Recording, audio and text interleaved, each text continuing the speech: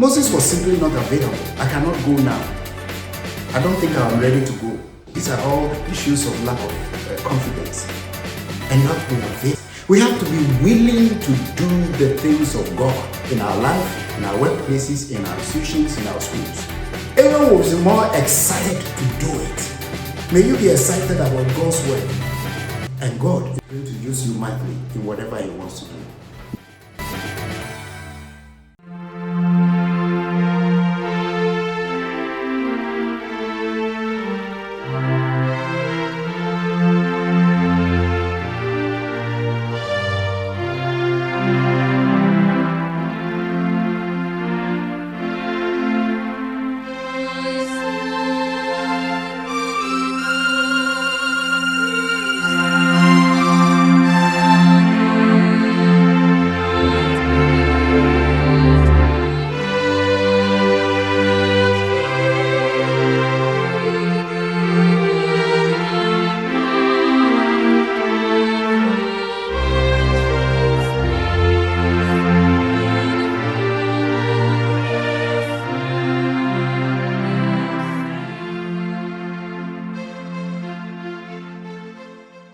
Praise the Lord. We are still continuing our series on Exodus. Today we're going to talk about self-confidence. We're going to talk about self-confidence, its relevance for our progress in life. Most times we hold conversations with ourselves when we have tasks to perform, and sometimes we tell lies to ourselves. We either tell ourselves things that comes from a bloated image, that of overconfidence, which means that we assume a position of overconfidence in the things that concerns us.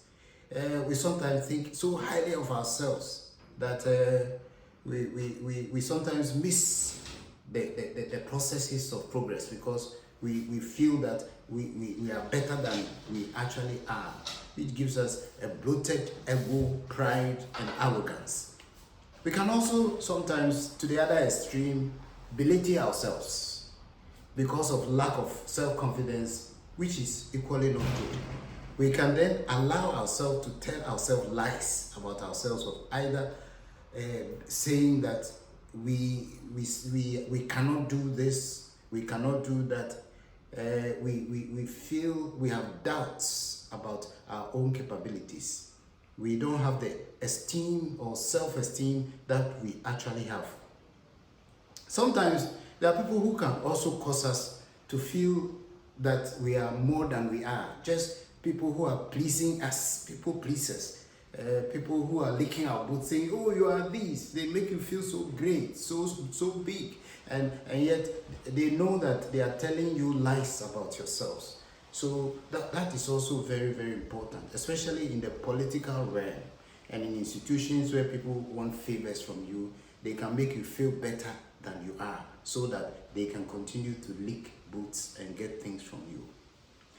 Well, both ways. Overconfidence is not too good. It gives you an image that makes you feel so proud, and then sometimes you if you don't take care, you disgrace yourself by engaging in things that you don't have the capabilities for. Lack of self-esteem and also self-confidence is also not good. It makes us not able to perform, and if we are not able to perform, we stagnate or we retrogress, we start going backwards. And these same things that we're talking about came in the life of Moses. So we want to look at how confidence issues actually faced Moses and how he dealt with it. So we're going to look at self-confidence in the life of Moses. And today we want to look at this in the light of Exodus chapter 4, verses 10 to 17. Exodus chapter 4, verse 10 to 17. We want to look at some of the lessons we can learn concerning self-confidence in those verses. And some of the things we want to look at is excuses that we give ourselves, which are sometimes also lies that we tell ourselves or we tell others when we are supposed to perform certain tasks. We also want to look at empowerment. Sometimes we receive empowerment from people so that we'll be able to perform, and how Moses handled the empowerment that came from God. We also look at entrenchment. Sometimes we are so entrenched in our positions of either overconfidence or lack of self-confidence that even when people are telling us what we have to do, or when we are telling ourselves that it is a lie to have overconfidence, it is a lie to say that I lack confidence, we still remain in our entrenched positions, which is not good. The fourth is effects of lack of self-confidence. What are the effects when you lack self-confidence in undertaking a project or a task? The last one is the efforts that we have to make so that when we have issues with lack of confidence, we will be able to deal with it, which was really the problem of Moses, lack of self-confidence. One, the excuse. When God asked Moses to take the Israelites from Egypt to Canaan, in that conversation, the first issue that came up was some of the excuses that Moses had. And this is the fourth excuse of Moses. He says, I am not a good communicator. That's the fourth excuse of Moses when God says, go and take the Israelites from Egypt to Canaan. And when you read Exodus chapter 4, verse 10, it says, but Moses pleaded with the Lord, O Lord, I am not very good with words. I never have been, and I'm not now. Even though you have spoken to me, I get tongue-tied and my words get tangled. Lack of confidence shows in the feeling of giving public speech. I cannot persuade people. I feel intimidated by the Pharaoh and my fellow Israelites. I don't have communicative skills. But if Moses is saying this, it's lack of confidence, lack of self-esteem, because Moses is somebody who has been trained in the wisdom, the knowledge, and the rhetoric or persuasive ways of speaking in Egypt. Because he's a prince who has been trained, he has been instructed, he has been nurtured, he has been given the orientation. Now, when the time comes to use those things that have built his self-esteem and self-confidence as a prince, he says, I don't have the communicative skills. This is pure lack of confidence. This is stage fright, which has caught Moses. And so the first thing is excuse. The fourth excuse of Moses, which sometimes comes when we are asked to do something after we have been given all the skills and resources. We can turn around to say, I cannot communicate these. Second, when such things happen, sometimes you get people to give you assurance and empowerment. God gives assurance of empowerment to Moses to say, you can do it. Don't have a can't do spirit. Have a can do spirit. Exodus chapter 4 verse 11 says, then the Lord asked Moses, who makes a person's mouth? Who decides whether people speak or do not speak? Hear or do not hear? See or do not see? Is it not I, the Lord? Now go. I'll be with you as you speak, and I will instruct you in what to say. Now God is empowering Moses. He is giving Moses an enablement. He's enabling Moses to be able to go and speak. What God is saying here is that it's a joint project. So you are not alone in this assignment. The one, me, God, who is sending you to undertake the task in the first place, is the giver of speech. I am the one who have the capacity to help you to build capacity to be able to do so. I have the one who, even before you go, I will go to the people and persuade them to hear you, to listen to you, and also to be persuaded. I am the one who can do that. He says, I'll put the words in your mouth. Not only encouragement, but full assurance and promise of communicative direction was given by God to Moses. You simply go, and I'll be with you, your mouth. Just go and lean on me. I would make you perform the communication that you're looking for. You will just be my gong beater, telling them what I've scripted for you. This enablement, empowerment is what we need. When God empowers us and God pushes us to do something, we should go. We should not be so hesitant and timid when God says go. What was Moses' response after all the enablement and all the empowerment? Moses entrenched position. Moses entrenched his position and came to the fore. Moses' words of stubbornness and rudeness came to the fore in this particular situation. What was Moses' experience, when God spoke? He was entrenched. This was Moses' words in Exodus chapter 4, verse 13. But Moses again pleaded, Lord, please send anyone else. I don't want to go on this errand. That's what Moses is saying. Sorry, God, find someone else more suitable. I am not prepared. It is too risky. I am not ready, despite all that you have said. This is an entrenched position. It means that Moses is not flexible. Moses is not able to open up his mind to what God is saying to him. Moses is refusing to do what God has done. What was the effects? What was the effects of this?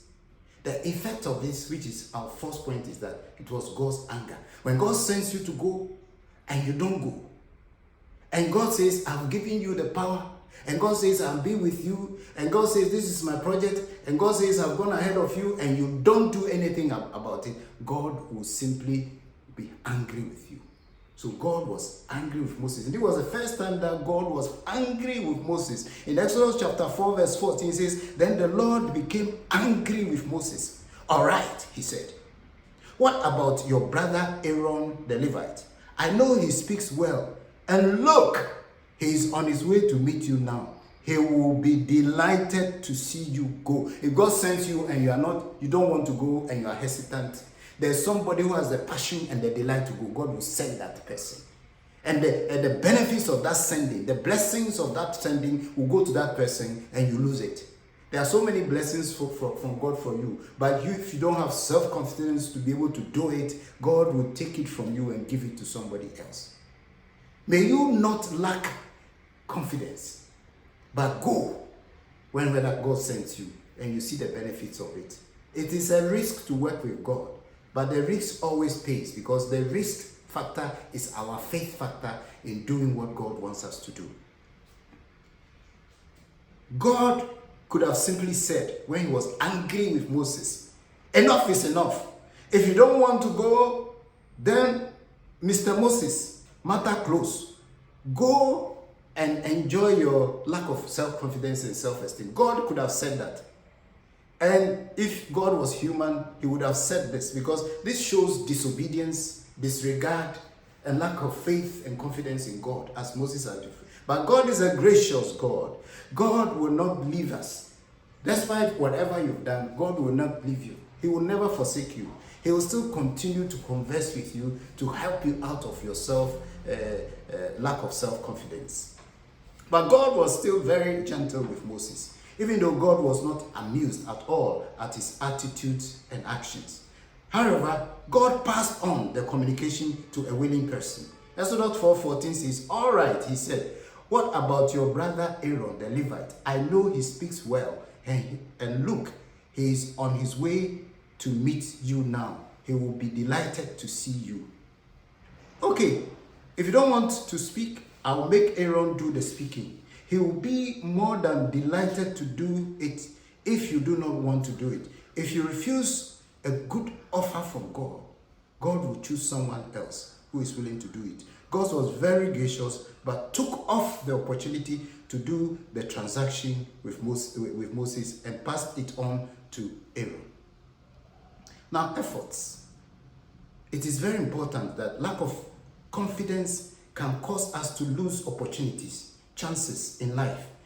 We should be flexible in our approach to life and not maintain entrenched positions. We should not incur the anger of God by sheer refusal to do his will because we don't want to leave our comfort zones or else we will lose our positions to others. Moses lost his position to be an excellent communicator to Aaron because of lack of self-confidence and the lack of willingness to come out of it despite all the assurances that he had from God. So Aaron became a spokesman, even though Moses could have gone on to do the work that God called him. What are the efforts that we need to put in so that we will be confident to do God's work and will not lack self-esteem to achieve the purpose for which God has called us? One, willingness. We have to be willing to do the things of God in our life, in our workplaces, in our institutions, in our schools. Two, boldness. When God sends us, we have to be bold enough to go and courageous. We shouldn't be timid. We shouldn't always try to inhibit ourselves. The gifts that God has given to you is for work. The other one is humility. We have to be humble. When God says go, you need to be humble enough and not proud enough to say, I don't want to go. I don't want to go because of this and this, giving so many excuses. Go because God has sent you. The other thing, fourth thing, is availability. Moses was simply not available. I cannot go now. I don't think I'm ready to go. I don't think I'm fit to go. These are all issues of lack of confidence. And you have to be available to God to use. And when you're available to God, you progress. And your life is seen as a blossoming life in all respects. The last is passion. It says, God says, Aaron was more excited to do it. May you be excited about God's work. And God is going to use you mightily in whatever He wants to do. May God take away lack of self-confidence from you and self-esteem and use you mightily in His vineyard. Thank you so much for listening. God bless you. Thank you for watching. Hope you are blessed with this message. To get in touch with other messages of the servants of God, follow us on Facebook and subscribe to our YouTube channel.